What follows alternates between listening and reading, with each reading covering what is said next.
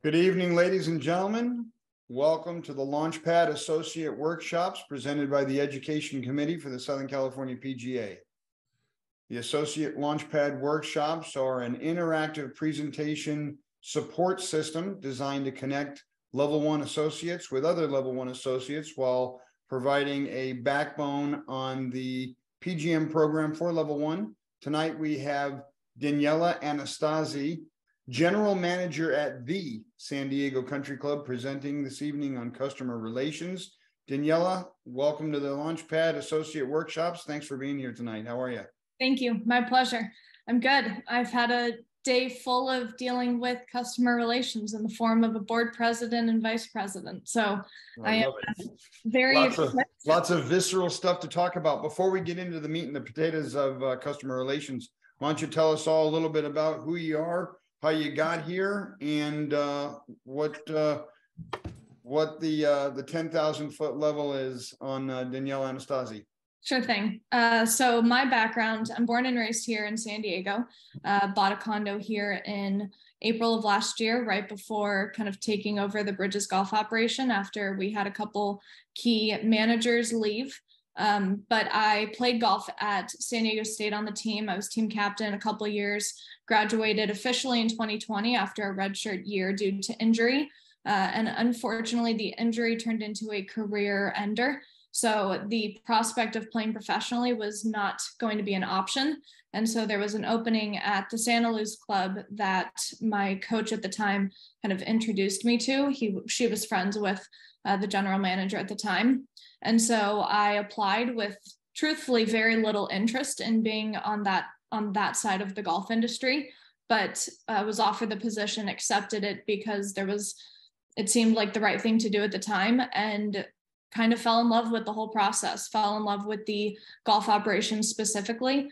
I like teaching. I love the golf swing and love having intelligent conversations about the golf swing, but my passion lies in the operation. And so when an opportunity came up to join the Bridges, they had a golf operations manager position open, and I applied and was offered the position, took it, and then rose pretty quickly while at the Bridges from a golf operations manager, which worked directly under the director of golf. So kind of a fancy title for a head pro / first assistant, depending on how you define it. And then was promoted to a club operations manager about 6 months after being at the Bridges. So what that did— That is phenomenal. That is lightning quick. And how long have you've been a PGA member since May of 22? May of 22, started the program in late October of 20. So completed the program in 18 months. And I had the benefit of doing all of the seminars online and was at work for most of the seminars because we were at a point in the club where we just could not stay staffed. There were too many things going on for me to step away for a full week at a time. It was difficult.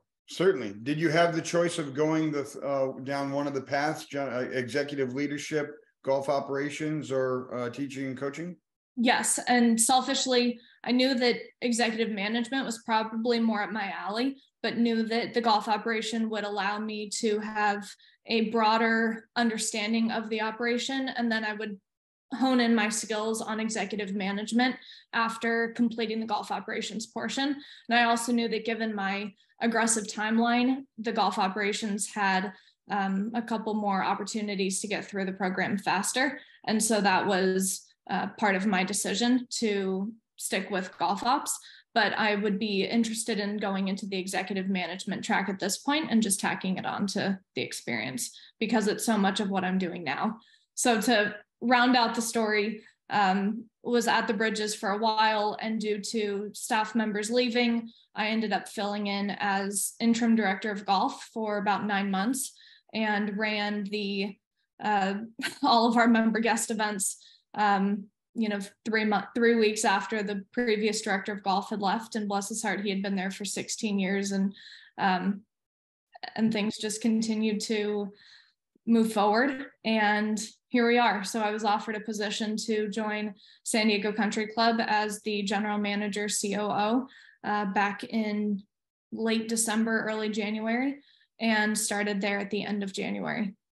So it's been a whirlwind and a roller coaster for a lot of reasons, but right now there's so much opportunity in the golf industry, especially on the operations side, because in my opinion, teaching has become such a hotspot and such a passion for people that seems to be the primary track that people are going on for the work-life balance, the ability to schedule the way they want to, pick and choose their clients. Don't get me wrong, there's a host of reasons to be a great teacher, but now the market's a bit saturated with teachers, and the golf operation is where I see a lot of potential and openings for people who do have a passion for systems, resources, staffing, management, efficiencies, finances. It's kind of an all-encompassing opportunity when you're on the operations side of things. And customer relations is only more important because you're not only dealing with staff, but you're also dealing with the entire membership. Indeed. So I am open to any questions and would love to help any of you on this call and anyone in the program, set deadlines and complete the program quickly. It is a program worth completing and worth completing quickly. You retain more information when you're experiencing the information and you're doing the work routinely, as opposed to big time gaps in between levels and activities. So I feel like my experience, while shorter than other people's, was very high quality. And I still feel like I walked out learning a lot of information through the 3 different levels. So if there's any questions on my background, happy to answer those. Otherwise, we can get started. Hey, Daniela, Tom here. You mentioned something about the customer relations with both customers and staff. As you go through the presentation, if you can kind of like highlight, are there differences when you're dealing with staff versus customers, guests, members, all that kind of stuff? Definitely. Okay, thanks. Okay, let's get started. Okay, so obviously, with any activity and any instruction that we're going to do, we do have learning outcomes that hopefully through activities like this LaunchPad, but also the bookwork that you're doing as level 1 PGA students. The overall goal is to understand the business value. And by doing that, we describe the components of the relations model, and then we're identifying moments of truth in the context of staffing, systems, resources. We have 4 interaction strategies. Again, all of these things are in your bookwork, and I don't think it's necessarily worth your time for me to sit here and read them out to you. I do want to get into examples and using these strategies and the value of good customer relations, in action with some of our stories and opportunities. So if you have questions on this, happy to answer them, but just a reminder that the 4 interaction strategies that we are discussing are directing, convincing, involving, and supporting. And they're similar, and they all work together eventually to create, a great customer relations opportunity.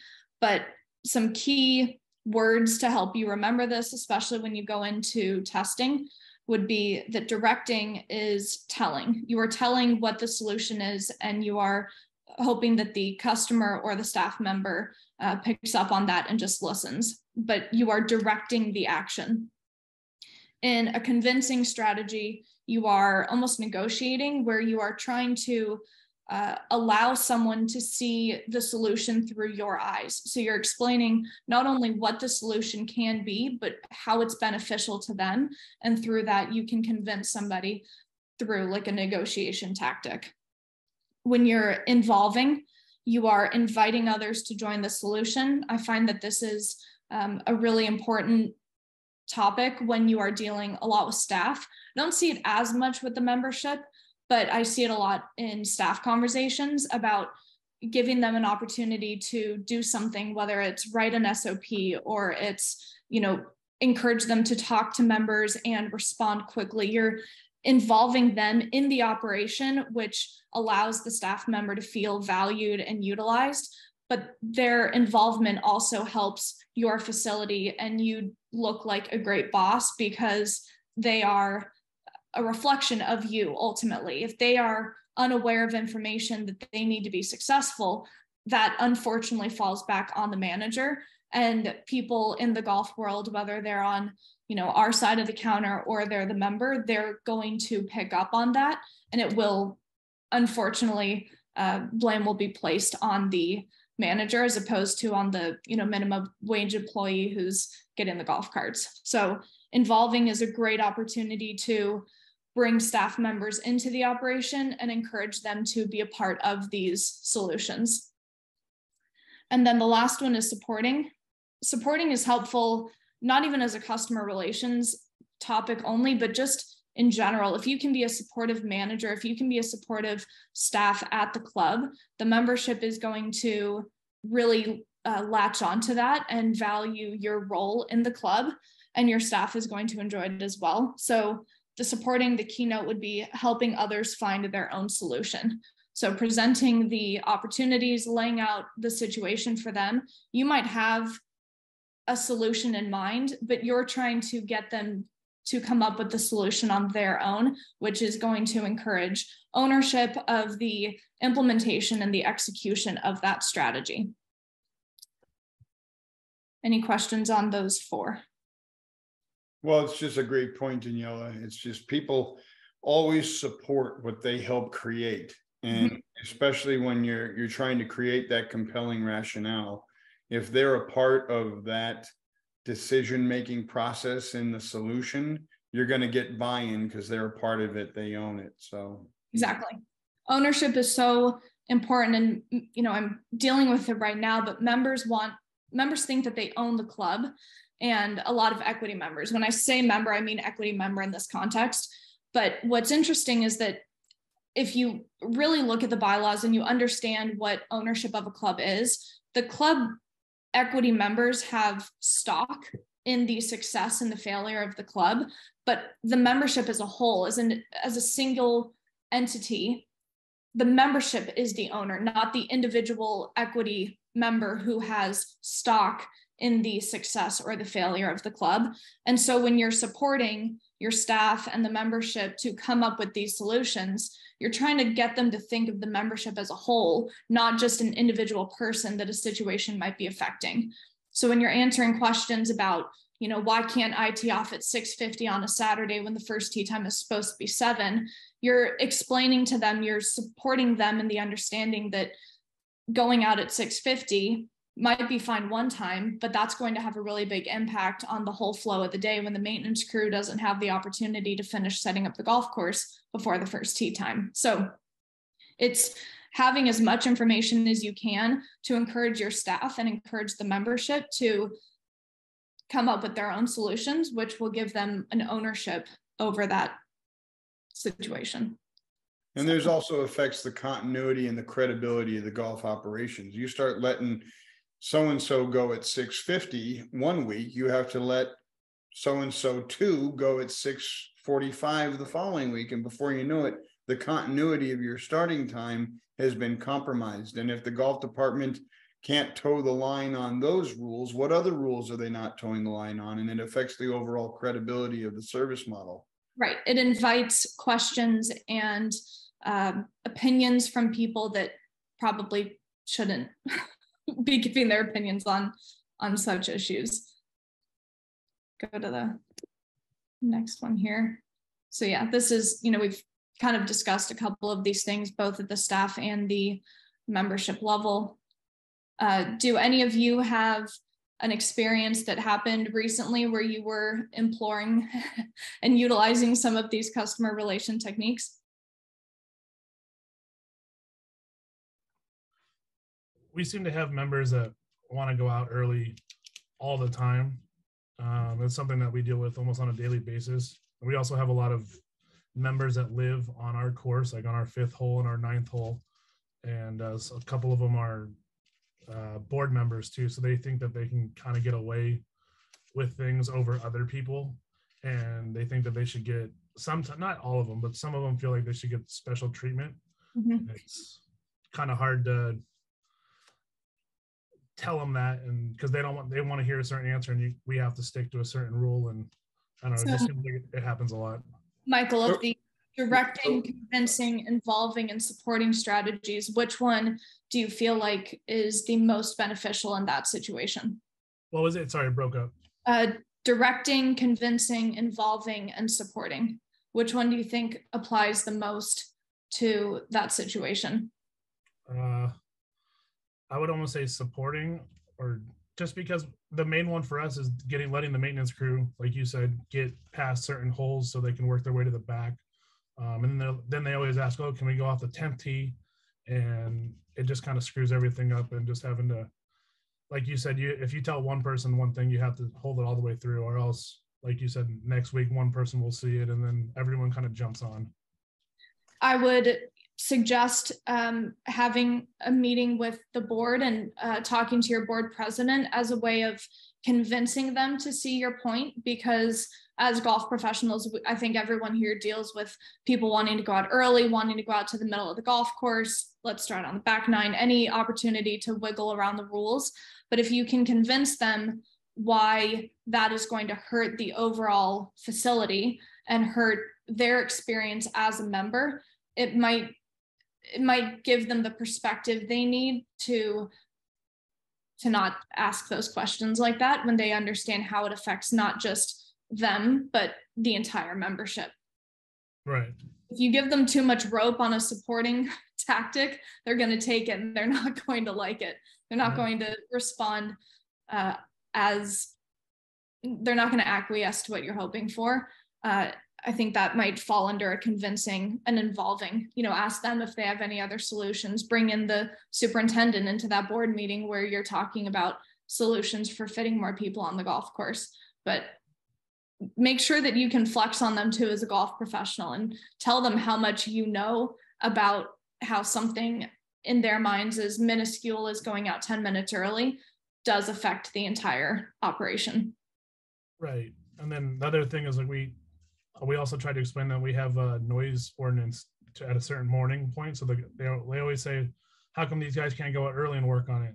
We can't work at a certain time just because they can't make noise, because we have houses right onside the course, and that usually seems to help to let them know why we can't get them out earlier. And maybe it's a letter out to the whole membership, a reminder of our policies. In this post-COVID world, everyone has seen an uptick in golf. Tee times are, harder to get now, and, encouraging them to, make tee times if your course has tee times, or to chat with you about other solutions. But maybe it's something that needs to be addressed to the whole membership, not just that select group of people. Okay, moments of truth. I also think of these as touch points, which I know we talk about the program as well, but it's any time that a customer or the member has an opportunity to evaluate the facility, whether it's products, services, or staff. And really, it begins and it ends at the gate. I mean, the gate to tee and tee to gate experience is something that's talked about and really makes a difference between the high-end clubs and the lower-end clubs. And if you're a lower-end club that, San Diego Country Club is right now, and we do not have a great service model going from gate to tee. It's one of the reasons I was hired, because the Bridges has the complete opposite.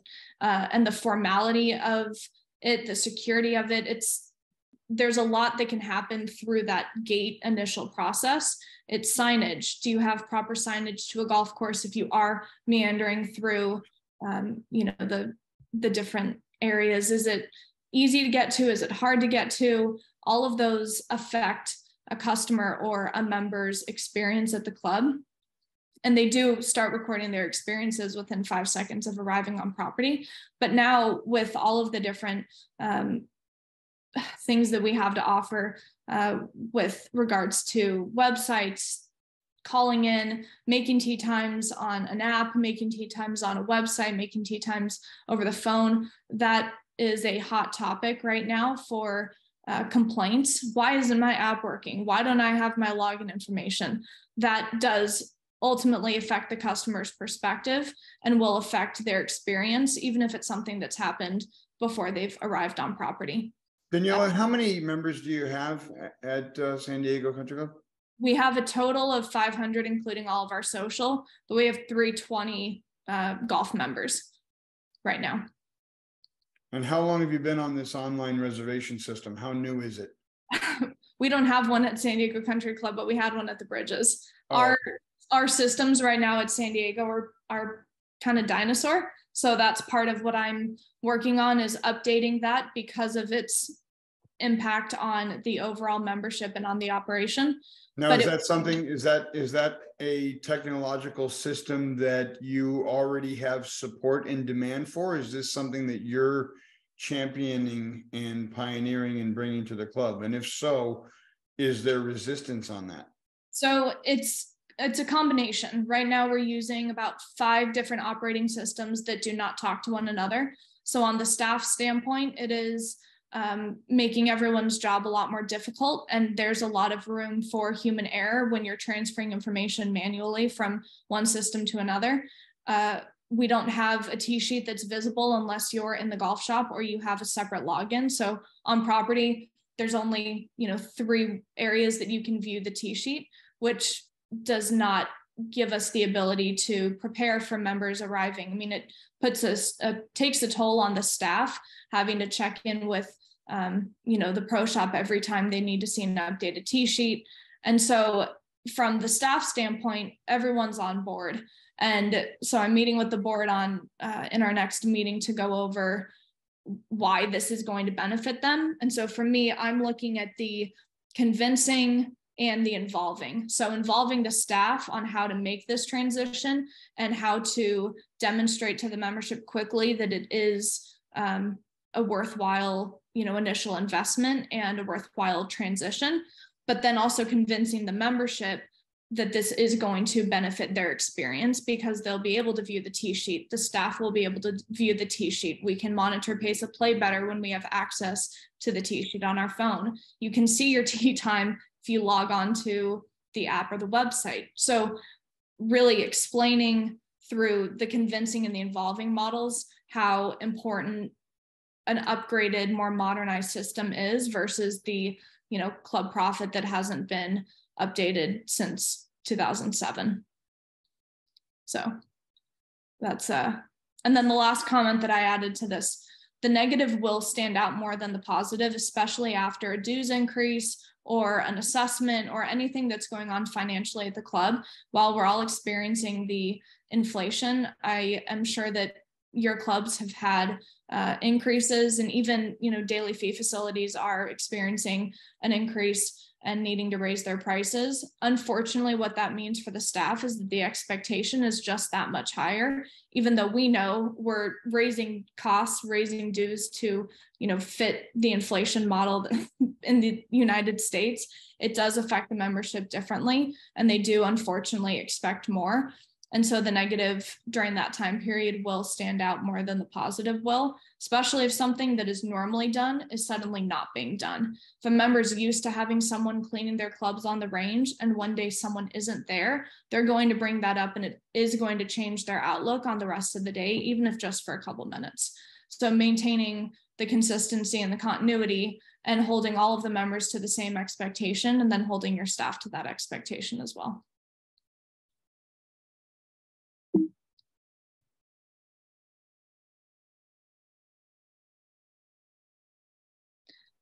Happy to go through this, but obviously the non-interactive moments of truth are things that a customer is going to experience without an employee. And then an interactive moment of truth is where an employee is present. For example, if you have pyramids of balls on your range, pyramids tend to look unkept and not tidy very quickly. Someone comes in, whacks the pile, knocks 50 balls off. Next thing you know, you have a half empty pile with balls scattered around. That's something that it would be a non-interactive moment of truth. But if you get crates that do not have a uniform pattern like the pyramids do, it's going to allow the range to look cleaner. You can brand the crate and put your logo on it, and it creates a little bit of a different experience. It's easier on the staff, so it helps with resources and staffing, but it's a non-interactive moment where the customer's not looking down at the range and seeing golf balls everywhere because it's there's pyramids instead of crates, for example. You guys had a non-interactive moment of truth recently. Someone complained about something that didn't involve an employee. No. One more time on that question, Daniela. Have any of you experienced a non-interactive moment of truth recently? A complaint on something that, you know, you personally do not have control over, or an employee does not, you know, is not interacting with the member on? Well, sure, absolutely. I mean, you come to so many different types of cleanliness issues. You have cleanliness issues, dust issues, particularly around restrooms, and when it comes to golf cart cleanliness, clutter at the counter, all of these things that produce a negative moment of truth that we definitely have control over. You know, those things are being scoped and judged and weighed in on before any interactions take place between employee or otherwise. And, you know, a lot of times your goose is cooked before you've even had a chance to interact with the member or the customer at the counter or at bag drop or any first impression moment. Cleanliness is huge. And it's that attention to detail that if you don't have a good looking sign, like, you know, your example there, welcome to Medina, you pull into the parking lot and the sign is dirty or rusted or missing a letter, you're off on the wrong foot with that customer or member right from the get-go. If you got a bag drop where your guests pull in and put your bag on the rack and go to ring the bell for the service and the bell's broken, or the sign is missing a couple letters on the ring bell for service, those are all really strong examples of the non-interactive moment of truth. And unfortunately, there's more opportunity for negative first impressions than there are for positive first impressions. That's why it's so important to, you know, as a department head or as a leader, to be on top of the member and the guest perspective from the moment they drive in the parking lot. It's a great point. And one of my favorite activities at this point is to go through the flow of the facility like a member would or a guest would for the first time. Take notes on the gate, take notes on the signage, take notes on all of those you know, little things that you pick up on. Is the parking lot full at 9 a.m. on a Friday morning? Do we not have enough space to house as many people as we're trying to put on the golf course at a given point? Do we have employees parking in the wrong areas, which, you know, depending on where you're at the bridges, we had a very specific area where we were to park because the members were driving very expensive cars. And, you know, there's unfortunately the visualizations that members and guests experience when they walk through the facility before they even see a staff member are important, and it will change their day, and it will change your day if they come in frustrated for something that you really had no control over. So it's a great example of, especially when you talk about employees and parking in the lot.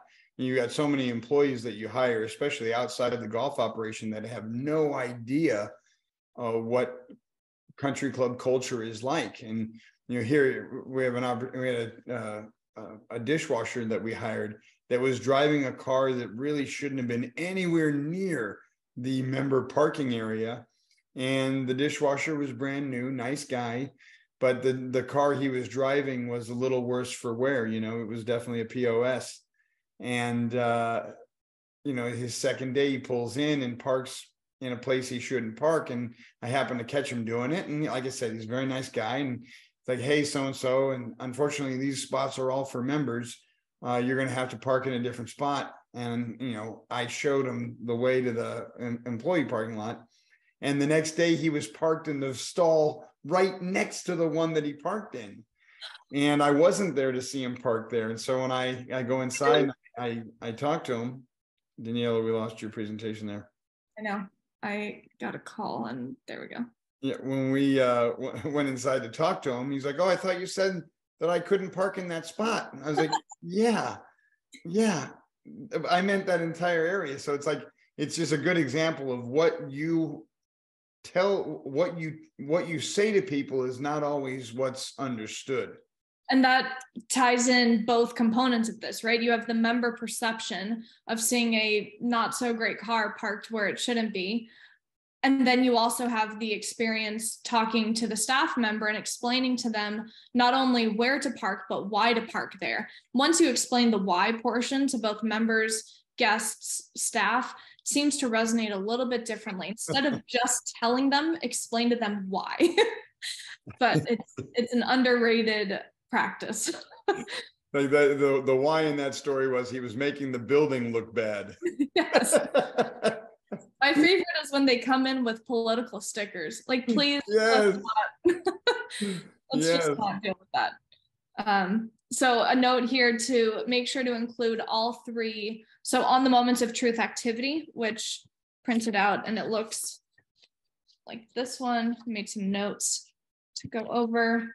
This here is the moments of truth activity. So on there, make sure that you're including examples that cover both resources, staffing, and procedures, systems, because you want to demonstrate that you have an awareness of how these moments of truth affect your operation positively or negatively, and how an improvement would be structured. Is it a resources issue, a staffing issue, or is it a system issue? And sometimes it's more than one, like the restacking of the golf balls in a crate versus in a pyramid. That could be a staffing issue. It might require less man labor, fixing the pyramids, but it's also a resources issue because you are implementing a new product that's initially going to cost money, and you might not see the actual financial benefit of changing to a tidier system, but the impression that the member or guest has is what's important. It's just hard to quantify on a piece of paper. Daniela, can you talk a little bit about the testing? You were showing some work experience activities there. Can you talk a little bit about the testing for customer relations? Yes. So the testing is very, if I remember all of it correctly, a lot of it is going to be about those 4 strategies and the response that you are looking to get from the member, staff member, guest, etc. So what you are communicating, they'll give you examples of a situation and they'll ask you, which strategy is this and what is the desired outcome? So knowing those both backwards and forwards is helpful. And then, the systems, resources, and staffing, it's pretty simple. It's more streamlined to figure out which one that's referring to, but understanding the positive moments of truth and the negative moments of truth and being able to differentiate between the two, but focus from a studying perspective on those 4 elements. That'll be a big key to help you through that. Thank you. Yeah, so here we go. We have what is the strategy and then what's the desired outcome. So I like working more from the desired outcome side. If you're looking for compliance, agreement, participation, commitment, then it is a directing, convincing, involving, supporting, instead of trying to remember the strategies and the desired outcome that way, because the compliance, agreement, participation, commitment, a little bit more familiar to us based on the strategies that we employ without even realizing that we're doing them. That's why the examples are so helpful, because you realize that you know intuitively as a human how to get someone to comply. Now we're just assigning the directing strategy as its title. Mnemonics help if you are, I created a chart that helped me remember, dogs can invest stock, and then putting a sentence together with the compliance, agreement, participation, commitment, so that you have little memory techniques when you're sitting there in the test. Okay, happy to go through the directing strategy, but in all of these strategies individually, unless at this point you guys would like to go through some questions. Maybe now's a good time to see if there's anything. Well, I think that with the directing strategy, so oftentimes, especially associate professionals, assistant golf professionals, this is where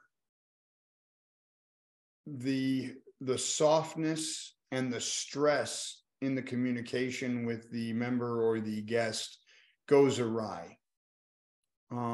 Oftentimes it's not in what you say, and it's how you say it. I've been around the block a few times on this. And so when I'm marshaling the golf course and there's a member driving his cart in an area that's cart path only, there's a certain way that I go about getting the member to get back on the cart path, where a young associate in the golf shop it won't be received the same way just because of the way that they say it.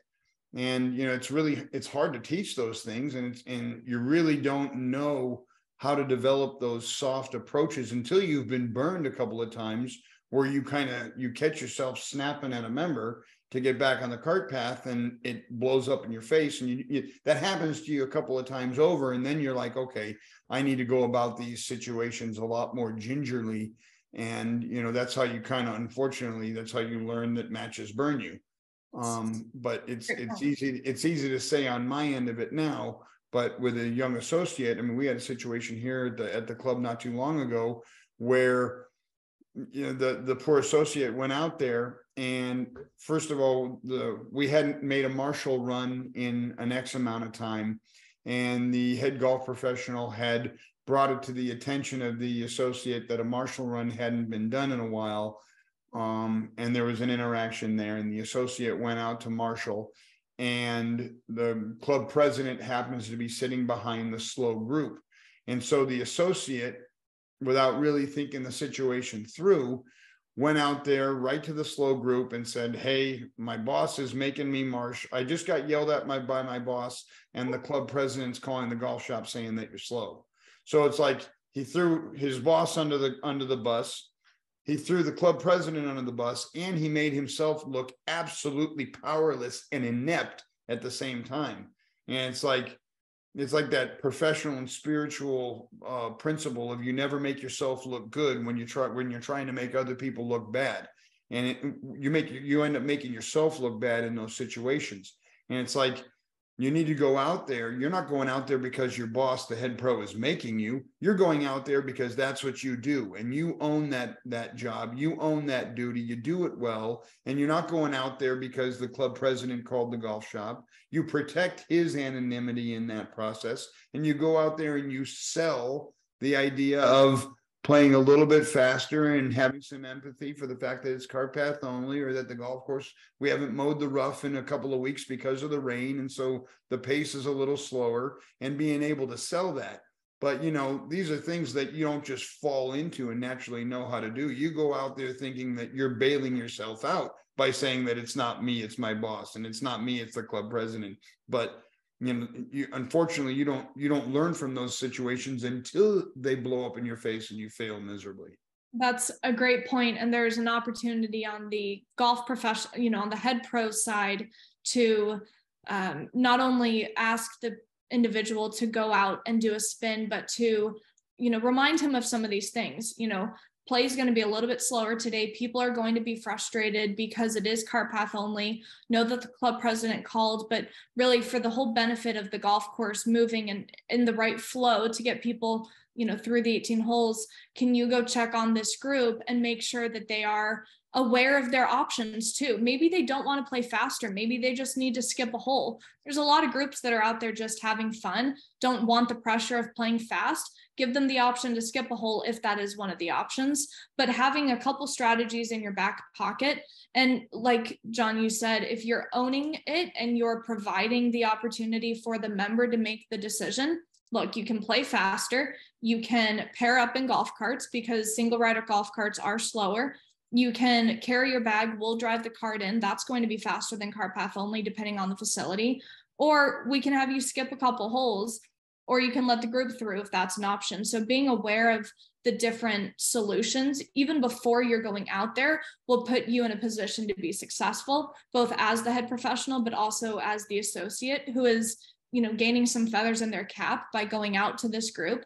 And then the most important part, this falls under the customer relations and not directing, maybe more of an involving, but then you go backwards to the group behind them and say, gentlemen, thank you so much for the call. Sorry we weren't able to get out here earlier, but we did notify the group. This is what we have done. This is the solution. Please let us know if you have any other issues, so that they're also aware. They see you, they hear you, and they hear what the solutions are, so they know something will be done. And if it doesn't get done, they know that they can call and it will be handled again. So it's not only talking to the group that had the issue, but talking to the groups behind to let them know of the situation and to maintain pace of play once things do speed up, so that it doesn't become a bigger problem. It saves a lot of stress, and it saves the phones from ringing for the other professionals that are still in the golf shop, if you can communicate to the group with the issue and the groups that are affected by the issue. So Mikey, we've heard, I'm sorry, I keep calling you Mikey. Michael, we've heard from you at Glendora. Ryan Schiffman, you have any ability to come off a mute or enable your camera and share with us a directing story? Schiffman once, Schiffman twice. Okay. Oh, there he is. Hey, sorry about that. I'm on my phone. I'm actually trying to take some notes here and doing like 3 things at the same time. But sorry, what was the question? Yeah, you got any directing stories where you've had to direct information to a member or a teammate, and it didn't come off as well as you would have liked, because perhaps the approach was too direct or too gruff? Or of course, yeah, absolutely. I had one today. I'm actually at work right now, and I came out to play in the Skins game today, and I was hitting some balls on the range, and there was a customer and we're mats only today, and he was hitting off the grass. My favorite. And so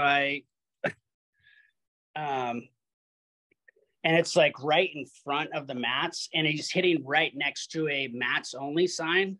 And we just posted a bunch of signage on the ball machine, on the counter. Like, it's become an issue, and it's like right in front of the mat.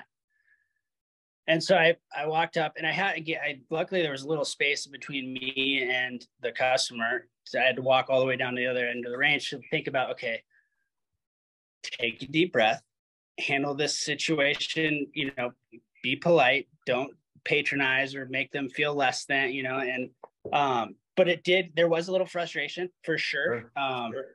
Because I was like, hey, we post signs, we want to make this good for the rest of the other hundreds of customers that are going to be coming out here. And then if they see you hitting out there, then they feel like they can hit out there because he's hitting out there, or he or she is hitting out there. And also, if at a later date they see divots, they're like, oh, other people hit there. And then, it's cold out here and the grass isn't growing. So it's just, the tee line doesn't look as nice. So, but how it was received, I tried to put it out there in a polite, non-patronizing way. And there was a bunch of excuses, and I just was tried to be as polite as possible of like explaining myself and why we do that. But no one wants to be told not to do something they're trying to do. So that's a great point, Ryan. And something that I have found that helps is, in that situation, the person knows they're doing something wrong. They're going to continue doing it. But if you can over explain why it's negatively affecting the operation, you might be able to win them over just a little bit. It's not going to be a full convincing. They're not going to ever see it from your perspective, especially if there are signs posted all over. If you can explain, which it sounds like you did, that the grass right now being as saturated as it is and still as cold as it is, we're not in growing season yet. And so the divots are going to make a lasting impact through the rest of the season instead of growing back like they normally would if the soil temperatures were a little bit warmer. And soon we'll get there, especially with the rain. But if they're continuing to walk on it and hit, make big divots, they are one of many, and we're not in growing season yet. So they're going to be looking at those divots from here on out until we get a little bit more sunshine. But it sounds like you handled it as well as you could have given the situation. Yeah, tried. Yeah. Well, in those situations, if he didn't go looking for your boss to complain about you, then you probably got the message across and you did it in the best way you possibly could. And it's great that you were still there to watch him and make sure that he, did in fact do it and not just wait for you to leave, which is sometimes what happens. Just, yeah, as soon as you walk away, then they just go back to what they're doing. Exactly. Yeah. And I would say if it continues, that's when you take pictures. Documentation of these situations is very helpful. And then take it to someone, whether it's a board or whether it's a general manager, or someone that has maybe a little bit more authority and power. And maybe it's a letter that goes out to the membership and to that individual person, letting them know of, they're non-compliant and they're disrespectful to you, and include as many facts as you can so that it doesn't always fall on you to handle that. Good point. Okay, kind of gone over these strategies. Who has a supporting strategy? I feel like a supporting strategy is a great opportunity, especially for the maybe newer staff members, new to the facility, or more of the frontline individuals. So this example, Mr. Baker comes in halfway through the round to tell the manager that he's never seen such terrible pace of play and he wants his money back. So you've explained that the staff tried to notify all players that there was a junior event, that you're very sorry for his experience. Then you offer Mr. Baker a 9-hole rain check to return another time. So you're looking for commitment and understanding. So you're using the supporting strategy. Is there anything else that could have happened in this situation?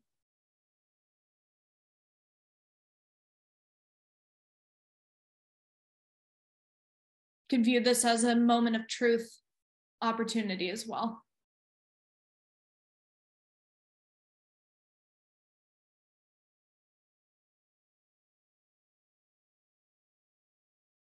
Something that I notice on this, if the staff was trying to notify all players that there was a junior event, hopefully chances are an email was sent to the membership letting them know of this, and or signs were posted, and or it was on a calendar somewhere. And if you can bring that evidence into the conversation and say, Mr. Baker, we did try to let you know about this on the schedule. I'm sorry that your day was impacted. Is there something that we could do to remedy the situation today? We are working on our pace of play during junior events, but with it being car path only, it is a little bit more challenging on them.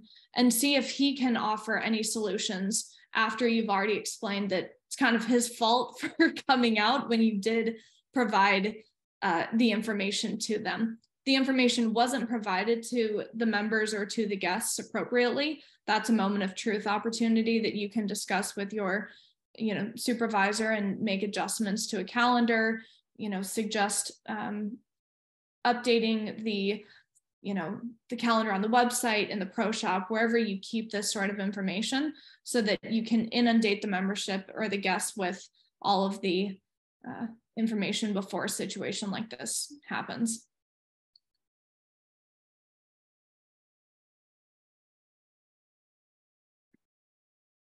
So next part of this customer relations topic is these 7 interpersonal skills. So you are stating your purpose clearly, you're providing a compelling rationale, you're encouraging open expression, you are showing understanding, you're giving and inviting specific feedback, you're reframing difficult situations, and ultimately, above all, and in my opinion, the most important is that you're acting with integrity.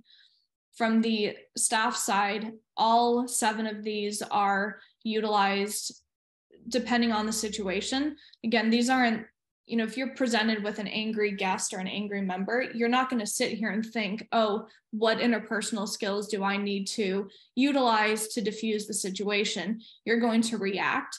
But if you put yourself in those situations and you practice the reaction, you practice it at home, you're practicing it in your relationships outside of work, it becomes a lot more natural to be in a confrontational or a steamed situation, and to be able to handle it calmly and in a controlled manner. I found when members, especially over the phone, would yell and they just needed to be heard, I just wouldn't say a single thing. You stay quiet, and eventually they'll realize that they're just yelling at you and they shouldn't be yelling at you. And once they diffuse, they'll typically apologize. You accept their apology, but going back at them with the same anger and aggression that they're giving to you is not going to diffuse the situation. It's only going to make them more frustrated. So you almost have to just take it and stay very quiet, and they'll start to hopefully understand how immature and inappropriate the behavior is. Then it also gives you documentation for, future incidents if it needs to get taken to the next level. And you are not implicating yourself in any way by saying something out of frustration or defensively. You're allowing them to look like the fools in those unfortunate situations. Let's see, who else is on here? Derek, have you had any experiences with reframing difficult situations recently?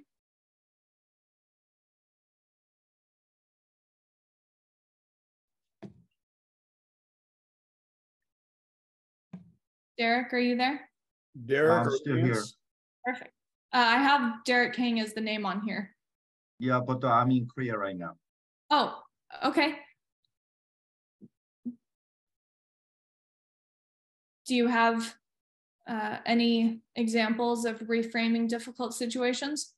Oh, not these days. Not right now. I'm sorry to tell you this. No worries. Lance, what about you? I'm sorry? No, I'm asking Lance. You do not. Okay. No. What about providing a compelling rationale?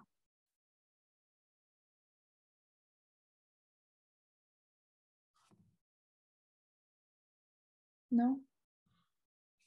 Okay. I just find with a lot of our complaints, like the one that you talked about, if I, 95% of them, if I just listen to them and just let them get everything off their chest, that the problem almost always solves itself. Yes. By not, like you said, not saying anything and just letting them, sometimes it's 30 seconds, sometimes it's 15 minutes. Mm-hmm. They'll like stay in there and complain and just want someone to listen to them. But I find that most of them almost always solve themselves, or they figure out like, maybe I shouldn't be as mad as I am. It's also helpful in a situation like that where you don't have to say much at all. If you follow up with them in an email, which will also provide documentation for the incident if something were to happen down the road. Especially in California with all of our rules and labor laws, it's important to have documentation of these things, even if it's not formal. You're just writing an email to your boss saying, hey, by the way, this situation happened, or you're emailing the member and saying, thanks for the conversation today. I understand and appreciate your frustration, but I'm happy we were able to work through a resolution. That also gives you a little bit more protection, but it also just keeps a paper trail of these things happening. Some will escalate, not all will. Hopefully they don't, but it always helps just to have it in writing. Ed Winecki also has his hand raised there. Ed, you want to come off mute and jump in? Yeah, John, thank you very much. And Daniela, thank you. I'm not going to put my camera on because I have a hat on and a t-shirt on, and I normally don't come on unless I look 100%. So I apologize, everyone. But thank you for the presentation today and this evening. And Daniela, thank you for all your expertise and your feedback. It's been overwhelmingly educational. And I can't believe how much I've learned tonight. So thank you very much. And John, thank you for leading this tonight. I have one example of a unique situation that I had at a club where I was a general manager. And when I got there, we didn't allow fivesomes. And one evening I went out and was called out on the golf course to interact a fivesome. And so I went out there and I talked to the members and I said, so just FYI, we don't allow fivesomes. And, I met three of the five, I should say. And one of them said, well, this is what we do all the time. I said, well, I understand that and I appreciate that, but we don't allow fivesomes. And I'll tell you what, since I'm a new general manager here, here's what I'm going to say. I'll let you play fivesomes anytime you want, and we'll see how it goes. And I'm going to talk to the board and tell them that I said he was okay. And if you can play under 4 hours, no matter what time you tee off, whether it's 7 a.m., noon, or 5 p.m., doesn't matter. Then great. And maybe you'll set a new precedence for the club forever. And they loved it. And so I went back to the board and we got a new rule instated with the club that had never been there before.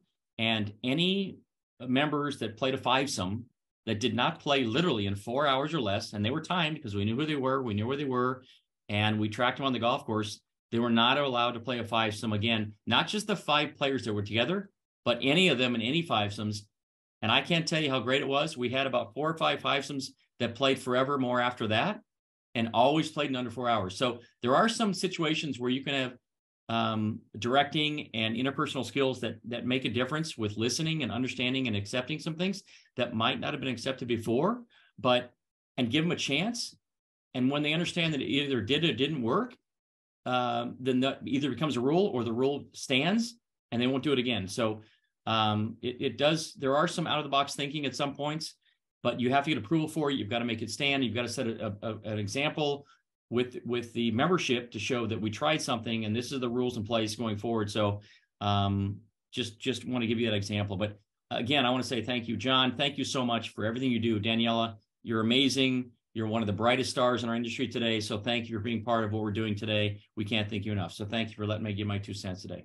Of course, thank you. That's great feedback. And it's a great example because through that, it also opens up the door for another moment of truth where the staff has to maybe adjust their systems to ensure that they are in fact timing those fivesomes to make sure they're following the policies. So something like that, when you are able to extend an olive branch and give the member an opportunity to try something like a fivesome, just need to make sure that the staff is all aware of that as well and understands the implications and has tracking mechanisms in place to ensure that the fivesomes are adhering to the 4-hour policy. But great example. I know that we are almost out of time. We've covered a lot of great things. I mean, again, this information is written very clearly in the handbooks and all the books that you have. I encourage you to read through those. They are helpful, and there are great Quizlet tests on the internet if you are searching and have some time to start studying for your upcoming tests. But do you have any other questions that I can cover right now before we end this? I have one question. Of course. Earlier, when you said you would maybe take photos of like people breaking the rules or just to have documentation of it, have you ever run into an issue where the member was mad that you took a photo of them? Has that ever been? So I personally have not had the experience. I know that it has happened. There are 2 options as I see it, just thinking about it right now. The first option is you can document who and then just take a picture of the area without including them in the actual picture. The other option is to do it in a way where they're not aware of it happening. I prefer to have documentation in writing of the incident with a picture of what occurred as a result. So you might not take a picture of the member actually hitting on the grass unless he is, unless the situation calls for it.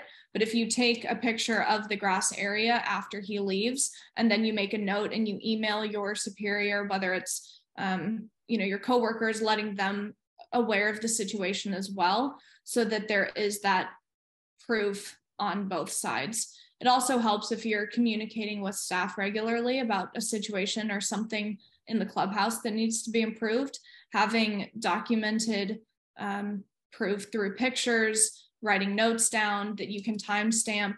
Anything there is just going to help buffer and support your conversations and your actions if it gets to that level. All right, thank you. Of course. And I've included my email here for everyone down here, danastasi@sdcc.cc. I would love to answer any other questions that you have. and help you through the PGA program. There are a lot of great mentorship opportunities here through programs in the SCPGA and in the PGA, national section. So you are not alone in this. You have support from a lot of people, myself included, and look forward to spending more time with you as we go forward. Daniela, I think that's a great ending summary kind of thing for everybody that's on the call. She started to mention there are a lot of opportunities for the folks to, get some, assistance. And we kind of, Tom Sohn, John Kulo, myself, Ed, everybody. And Ed, I'm going to be on, you see my video and I do have a t-shirt on, but okay. I'm in my Callaway staffer shirt, so. But I think that from an education point of view, we try to look at 3 pillars, to help our associates go through this.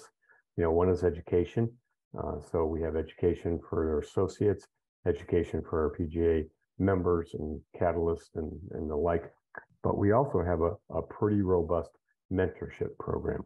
And from the mentorship point of view, for all of us, all of you guys on the call and everybody that's viewing this afterwards, we have 5 chapters, and every chapter has a mentor, representative for that. So if you do want to, to get it in line with a mentor, and mentorship is not just, getting you through, this upcoming level 1 test, it's developing a relationship that, takes you through the entire program and goes forward, beyond the program. So we do have a very robust mentorship program. So, that's the second pillar that we have. And then the third pillar is follow-up. So, as Daniela said, any kind of questions, comments, please reach out to anybody on the education committee. Please reach out to Daniela, myself, John Kulo, Tom Sun, any of us that we can help out with getting, your questions answered, getting your, activities, moving forward. So again, thank you so much, Daniela. It was an awesome presentation. Definitely appreciate it. For the guys that, the people that were on the call, Ryan, Lance, Derek, Mikey, or I'm sorry, Michael. Thank